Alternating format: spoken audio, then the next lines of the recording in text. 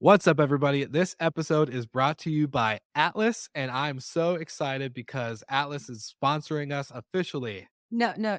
Will, it's not Atlas. It's all under TravelNet. TravelNet. Brandy, no, Travel. it's Track. No. No, guys, Atlas and Track are part of TravelNet Solutions. Did you guys not read the media page? Well, the next ad read on the media page says resorts and lodges. So Resorts who and Lodges is also part of TravelNet Solutions. They're all together. that makes so much more sense. Doesn't it? Doesn't it? And they're the ones that are now sponsoring Good Morning Hospitality. Well, welcome, Love it. TravelNet. Yes. Thank you for sponsoring us. And I promise we do have our together. Welcome to Good Morning Hospitality, your one-stop shop for the latest news, noteworthy trends, and thought-provoking discussions across the industry. From hotels and short-term rentals to all things travel and hospitality, you'll find each episode equips you with the information that you need to start your week. Join us on Good Morning Hospitality every Monday, wherever you get your podcasts.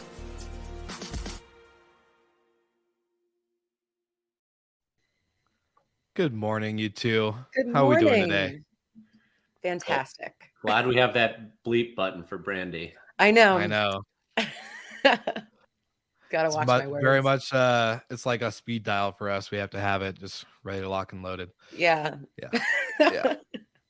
Well, happy Monday post Super Bowl, or AKA the Rihanna concert that had a football game before and after. No big deal. I'm just joking. That's what everyone's been saying online. I'm just repeating it. How you guys doing? You guys doing good? Good weekend? Good weekend. I was skiing in Vermont, so got my cold fix for the month. I guess I was the only person that wasn't in the mountains in some snow. Yeah, I was gonna say, but Brandy, didn't you have like a crazy trip back? I did. I didn't get home until 4 a.m. So there's a big coffee in front of me right now. There's a lot of delays. The Monday morning struggles. Was it caused by technology that hasn't been updated or upgraded? Well, unless you count the entire plane, then it was not back-end tech. It was physical components of the plane, Gotcha. which is honestly more Even terrifying. better. Even better. Great. I love it. Well, I'm excited. We had a great weekend. All of us, sounds like, whether it was skiing, being restful and peaceful, and all the above. I'm excited for this episode because we've brought up this conversation multiple times throughout, the last, I would say, 3 or 4 weeks, give or take, ish. Yeah. We're about layoffs, and it's been in the news, so we cover it. But we got a special guest, and he's been on the podcast before, but this was pre-Brandy days. So I'm excited to bring him back and welcome him to the show to kind of give us his expertise on all things employment and talent, and obviously everything that we're about to jump into. So let's welcome Steve Trover from Better Talent.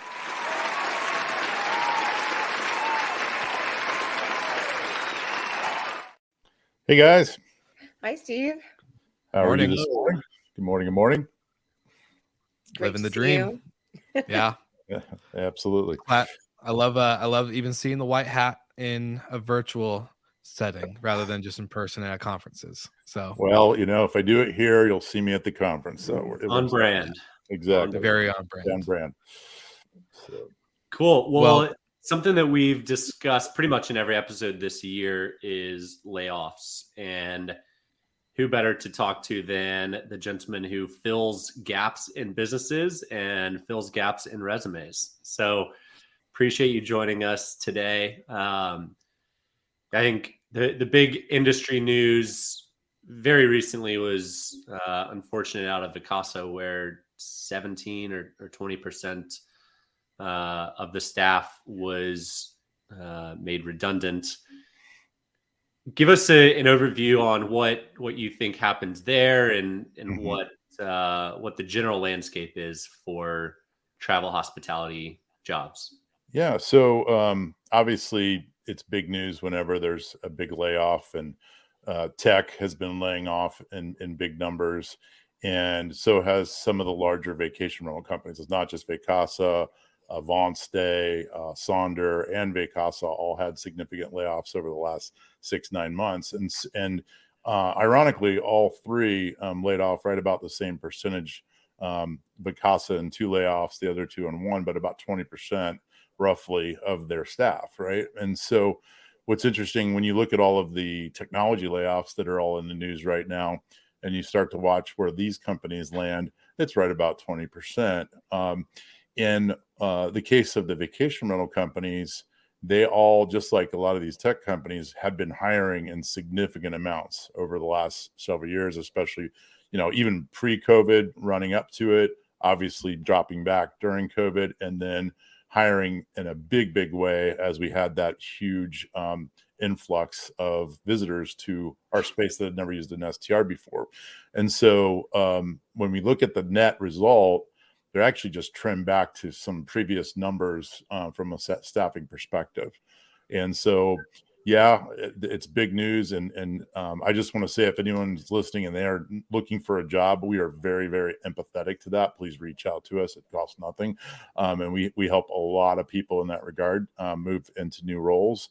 But the reality is most of them have multiple job offers right out of the gates as soon as they get a layoff. And that's what we saw and continue to see. So overarchingly, this industry is strong as it pertains to employment, just like the rest of the economy. The big news of tech, you hear all of those big layoffs, but if you look at unemployment today, it's the lowest it's been since 1969.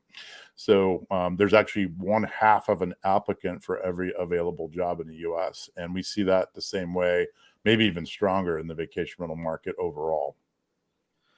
Well, can you give us some background on, so for any listeners that tune in consistently now, you were on sometime last year. I don't remember exact dates and stuff, but for Better Talent as a whole, what are you guys seeing in the job market now when it comes to pre-layoff, post-layoff? Is there a big difference, or are you seeing just a steady flow of consistent hiring and applying for jobs? Yeah, I mean, honestly, we didn't see a change at all in what I would call kind of the main street vacation rental companies, short-term rental companies, and even our hotel clients.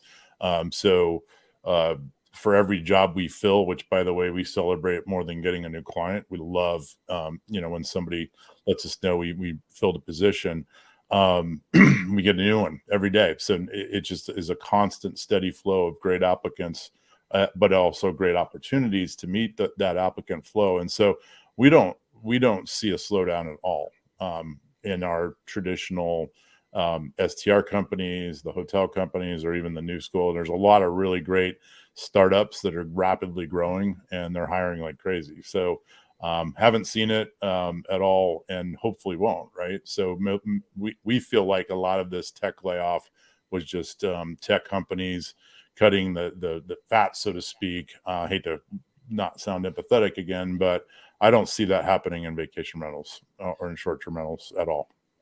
So just like a general idea, and I don't know, you probably don't have this number in front of you, but the number of open jobs versus the number of candidates in your pool right now. Yeah, I mean, here's the thing about our industry. We have people that are in our industry applying for jobs that have experience, and some of the jobs that we have require it, right? So our clients want somebody that has STR, VR, or hotel experience. And then we have applicants that don't. So we have a significant amount of applicant volume for almost every position that we have, but not necessarily the right fit for the job, right? So we don't have, it varies so dramatically across positions, as you can imagine, and also destinations. Some of these markets are so tight. You've heard the term talent pool. We call them talent puddles, just because there's so few available people in some of these markets. And so it really is relative to the market, relative to the job. It's kind of all over the road. So it's a hard number to put an answer to. So. Yeah, we see a lot of that with some of the positions in our industry that are very specialized, kind of even not in just within our industry, but kind of to your own company. For example, we have like a director of logistics position, which isn't a typical logistics position. It's like onboarding a very specific type of property, dealing with all these. And so you get people that apply, but they're like, they're not exactly what you're looking for. And the number of people in our industry that have that experience is very, very small. Right. Yeah, and so that in those positions, your applicant flow is going to be really low, of at least qualified applicants, and that's what we're all obviously looking for. So that said, we don't hire just for resume. So we are looking for people with the right personality traits. And then you guys know we do personality testing, cognitive testing. So resume is a component, and a lot of our clients certainly want that. But sometimes you just want the right fit from a personality and cognitive ability perspective as well. So. Well, Steve, shamelessly plug Better Talent real quick. What's your model? What's the thesis? Yeah, so the thesis really is that no one was really focused on this space from a recruiting perspective. No recruiters really, targeted the vacation rental space. Certainly in the hotel space, you see that more, but we're kind of niched down even there into the independent hotels and resorts. And the reason for that is that recruiters don't typically work well with small business because they charge 20-30% of the salary. I used to use recruiters when I had my management company for years from time to time, and it just was so costly. So we developed a model that's really a subscription model that is just a low monthly cost, and we do all of the hiring for the companies that we work with. There's a transactional component too, but typically speaking, what we charge an entire year to do all the hiring for kind of a mid-market VRM, it would cost you that much to use a recruiter for one hire. And so our idea is to help companies with behavioral profiling, so personality testing, driving applicant flow of qualified applicants, and then filtering them through and enabling them to hire the right person faster. We also are very focused on the talent side and making sure that we're putting people in jobs that they can be successful in. That's why we do the testing that we do, because we love not only filling a position, but filling it with somebody who's going to be happy in that role. And so, we look at it kind of like a VRM has to look at, both the homeowner and the guest as their client. We have both the client and the talent as our customer as well. So we really look at it that way. I love it. It's a very huge industry, recruiting, but it's almost always the same kind of 20% across the board. So glad you're able to make it fit, and it is a unique skill set. It's definitely different than hiring someone from a Fortune 500 to go into a small business and roll up the sleeves, because everybody in the space is hands-on for the most part, except maybe those folks at the publicly traded companies that we were talking about earlier. Absolutely. And most recruiters get paid when you hire. That's another part of our model that we would not do. And the reason is I don't want to sell you an applicant. I want to make sure I'm bringing you the best applicants for the job that you pick from, not try to push you into hiring somebody so that I get a paycheck. And I'm not saying all recruiters do that, but the model, in my opinion, is flawed because of that. It kind of puts the two in a adversarial relationship. We want to partner with our clients. So. Yeah. What would you say right now is kind of the biggest mismatch in terms of, the qualities that the talent has versus the requirements of the jobs that you're seeing? Yeah. One of the biggest challenges in our space is the lack of general managers. And that's why, and we do have quite a few hotel clients, and there's a lot of crossover between the two. When I hired a general manager for my company, he came from the hotel industry, simply because most of the GMs inside of a, say, 50, 100 unit, 150, 200 unit company, it's the owner, it's the founder, it's the CEO that's operating until they get to a certain point that they hire a GM, but there's just not a lot of those in the marketplace. And so when a GM opportunity arises, it's a very challenging position to fill with somebody that has the background and experience that you're looking for. And that's why we go in and we look for people with the right personality traits. Maybe they've been a people leader in another industry or another part of hospitality, and we migrate them over. But if you're a GM or a director of ops in this space, you're a very valuable individual because they're hard to find. So, and then you're putting them in often fairly remote, desirable locations, but remote locations. Yeah, we say we don't typically hire in Detroit, but so you're going into really beautiful places. But if you're trying to find a GM in Big Sky, Montana, which we did, that's a challenging place when there's only 2,000 humans that live in Big Sky. 4,000 on Hatteras Island, North Carolina, 8,000 on Marathon Key, Florida. These are places where that's the total human count. And now we're looking for a general manager who's got, a significant vacational STR experience, it's always going to be a relo. And to your point, it's hard to sometimes get people to relocate to these remote destinations. So it needs to be somebody that's kind of used to working on what I would call an island, which that could be a literal island or it could be a ski resort, but it's a place where it's kind of off to itself because not everybody's used to living in that type of environment. So, but thankfully hotel GMs are, and so we just kind of teach them or train them and encourage our clients to train them on the nuances of STR if they make the transition over. So. Yeah, we had at our roundtable a couple of weeks ago, Steve Turk was talking about kind of like the burnout that happens with hotel GMs, and I think that is the same in our industry as well. It's such a demanding job that I think that you're seeing, I think in general, people are leaving jobs that are, stressful or incredibly physically demanding. And I think we might have to rethink how we structure these jobs and restructure our teams so that we don't have people that are just like, I'd rather quit the whole industry than look for this job somewhere else. Yeah. A lot of times people are attracted to a general manager type position because it's a 6-figure position in most companies and even hotels. And yet, to your point, it is a tough, hard job. It's a lot of hours. There's a lot of moving parts, and you've got to be a really strong leader to be able to lead that team to success while watching all the metrics that you have to do. And it's a tough position. So, that said, we need more of them in this market if we're going to continue to grow the industry and the sector. So it's something that, to your point, we may need to relook at what is that and how can we limit the demanding components of that job and maybe parse that out to different parts of the team. So, yeah, I think it's also about building up that leadership from within, identifying the people that you already have on your team who can learn from if you already have a strong GM so that there isn't so much of the burden. And that's kind of one thing that we have been toying with or trying to figure out over the last couple of years. We don't want to have this incredible hierarchy that I think hotels have where there's like the assistant to the assistant manager, all that kind of stuff. But you do need to have a strong middle management base or else you just have so much pressure is being put on kind of the higher level team members that you just burn out over time. And, I've gone through that, as I'm sure all of you have as well.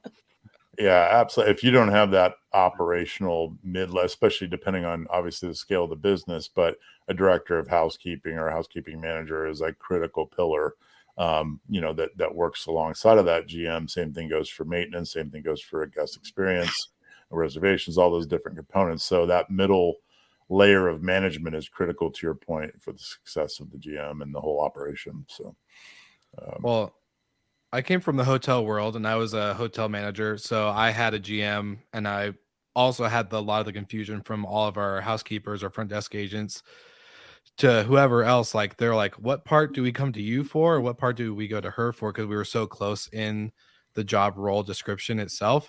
So I like Brandy's comment, like restructuring the kind of the way the position's laid out.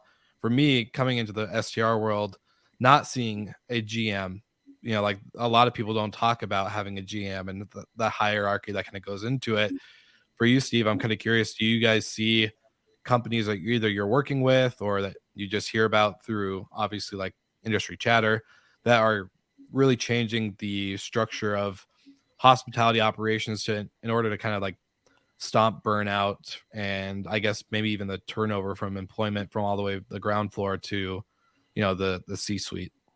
Yeah, I mean, one of the things that I did when I got into consulting first before I got into doing talent acquisition, I immediately got asked to do some hiring. But I looked at over 200 profit and loss statements of vacation rental companies in this industry. What I found commonality in is that the biggest expense was talent, people, but it wasn't just full-time employees. And so what I've seen across our client base as well as the industry as a whole is they're starting to optimize that cost structure and really focus on that, but doing it in a way that you don't just have full-time and part-time, you have full-time, part-time, independent contractors, consultants, VAs, whatever that is. And we call that their people stack. So you have a tech stack. Everybody talks about that.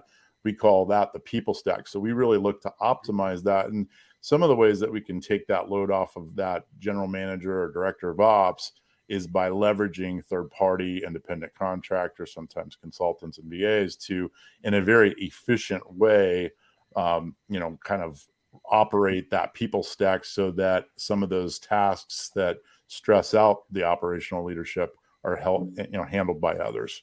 And the most optimized companies are pretty much using every component of what I just talked about inside their people stack, and we help them with that. So yeah, that, and then actually leveraging the tech stack can alleviate a lot of headaches. And I saw Steve Schwab just said hello. The franchise model also alleviates the GM headaches in many areas. So there are a few different routes of handling it, whether it's a central office, whether it's technology, virtual assistant,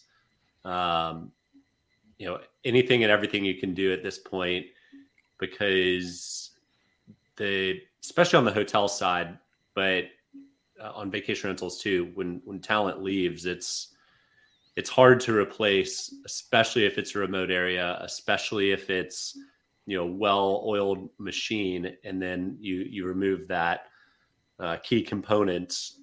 Who knows how everything works? So yeah, I think the amount of safeguards that owners of companies need to put into place is several redundancy layers.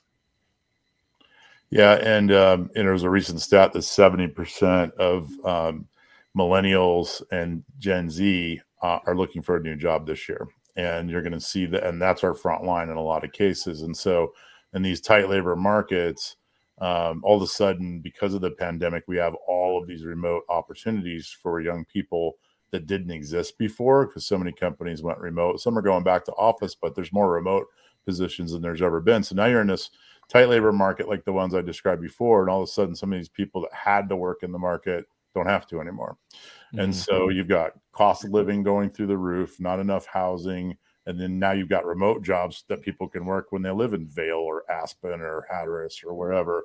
And so it's just tightening it more and more. And that's why these companies have to look at remote themselves, look at VAs, look at global talent, look at all the different ways that we can fill the need for whatever needs to be done. But to your point, I mean, housekeeping, maintenance, those things have to be done in the market. And so we're going to have to really look at that as an industry and realize that how valuable that piece of it is. I think that was kind of secondary to marketing and business development and finance and all that in the past. That's what makes this thing happen. I don't care how good you are at marketing. If you can't clean the house, nothing else matters. So that's our biggest challenge. So that same goes the same for hotels, obviously. So yeah, you mentioned something that we hear a lot from the anti-STR people, which is affordable housing. In Aspen, there's never going to be affordable housing, right? No. Well, in a lot of these markets, it's really challenging to get actual true affordable housing. But how does the industry navigate around that? I'm excited to see more and more of, and there's, I call it sprouts of what I hope is a lot of innovation around that, but where companies and developers are coming in. I mean, if I was a developer still, I used to develop vacation homes, I would probably go into affordable housing and resort markets. I mean, somebody is going to, and so when you say there'll never be affordable housing in Vail or Aspen, you're right, but just outside, there's opportunities, and I think that we need that. Until Elon's robots take over the housekeeping 15 years from now, I don't see that changing. And so we've got to solve that problem. And you're right, STR is not causing that problem. People aren't, oh no, I don't have my affordable ski in, ski out condo that won't ever, right? So, pad. Yeah.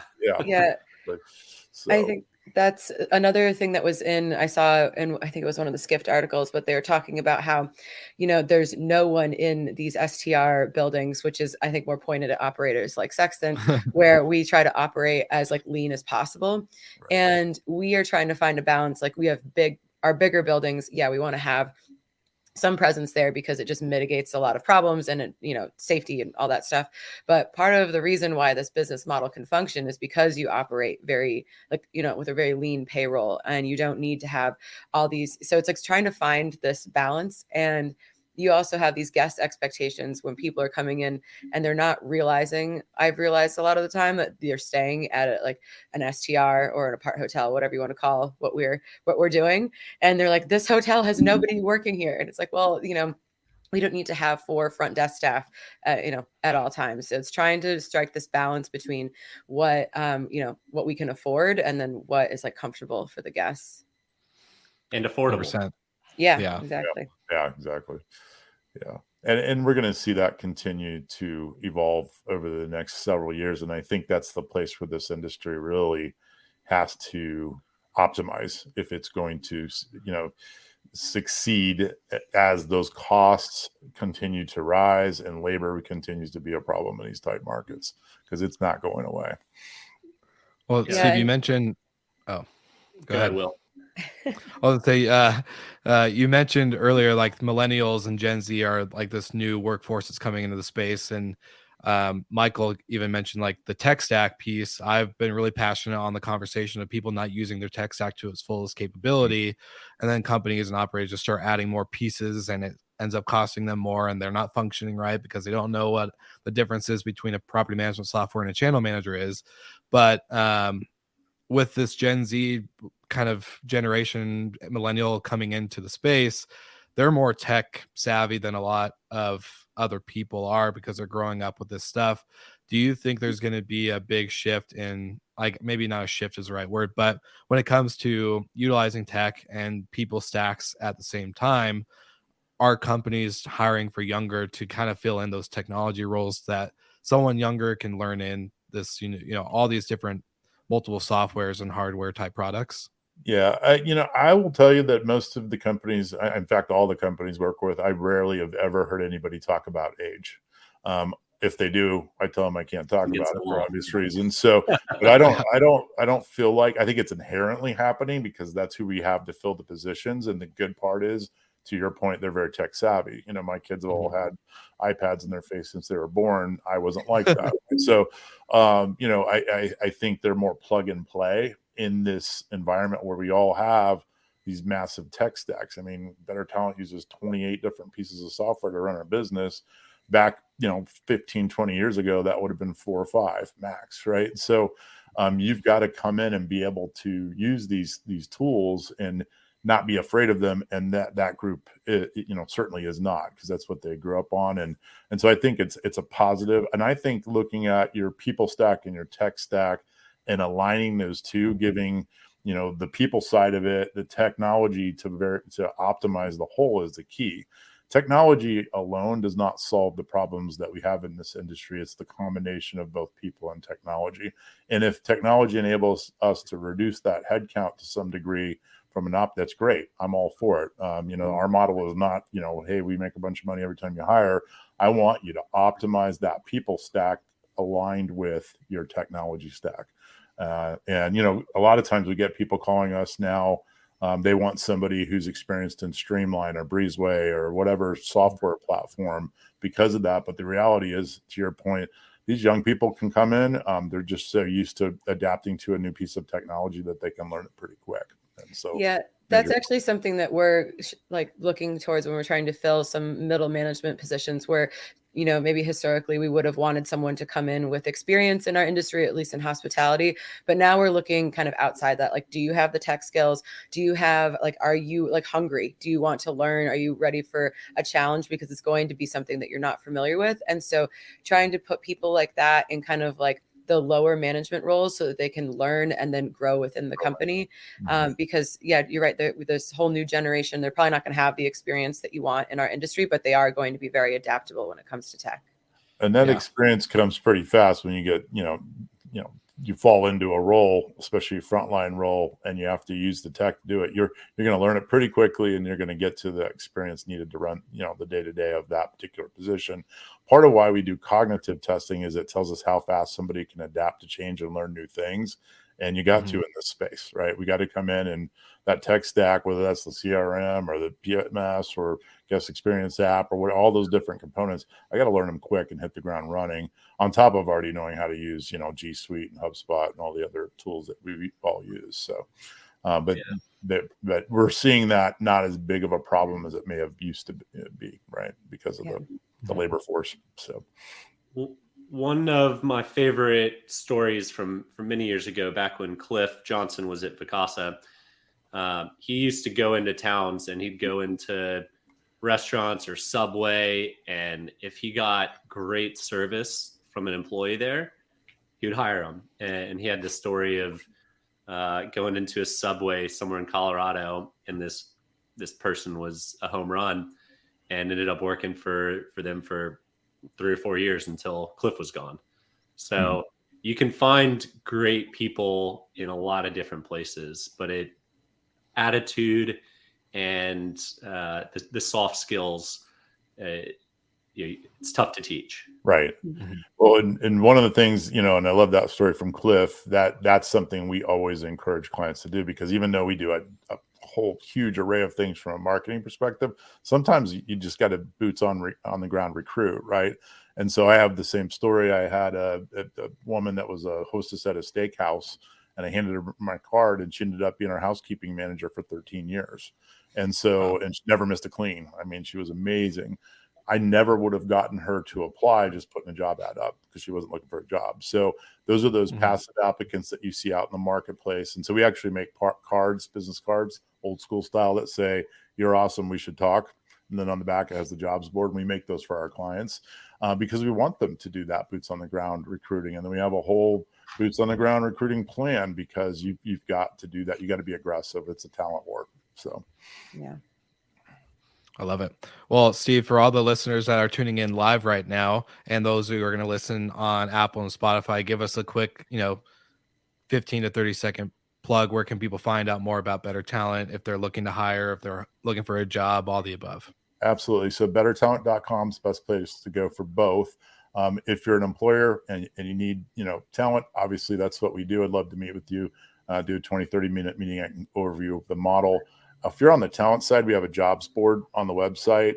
Probably has 130, 150 active jobs. We have new ones every day. So you can take a look at that jobs board, but you also can sign up for job alerts there, so that every Wednesday when we send out the new jobs, you'll get that. And also you can follow me on LinkedIn. I'm super active. Our whole team is active on LinkedIn, and we're constantly posting new opportunities. And we love to hear from you. There is no cost on the talent side to work with us at all, and there never will be. So please reach out. We love to learn about what you're looking for, and if you're interested in roles in hospitality as a whole, because we do work with both vacation rentals, which is our core focus, but we certainly work on the hotel side as well. So I love it. Well, we got people tuning in saying that they love the boots on the ground strategy, all the above. Steve, I always enjoy our conversations, and I just want to say thanks for bringing your talent, no pun intended, to the podcast today. And yeah, it's just good to see you. Well, thank you very much, and I'm excited that Brandy's here now. So yeah, thank you, Steve. We are too. Good. All right, everybody. Good recruiting, guys. Yeah, good recruiting. She was a guest. She was on the boots on the ground. To put a bow on it all, TravelNet is hiring. So if you're interested in checking out their jobs, go to tnsinc.com. Perfect. Love it. Way to plug it in, Michael. I love that. All right, everybody. Thank you so much for tuning in live. If you're listening to the replay on the audio side, make sure you like and subscribe. All things Better Talent, and we'll see you guys all again next week.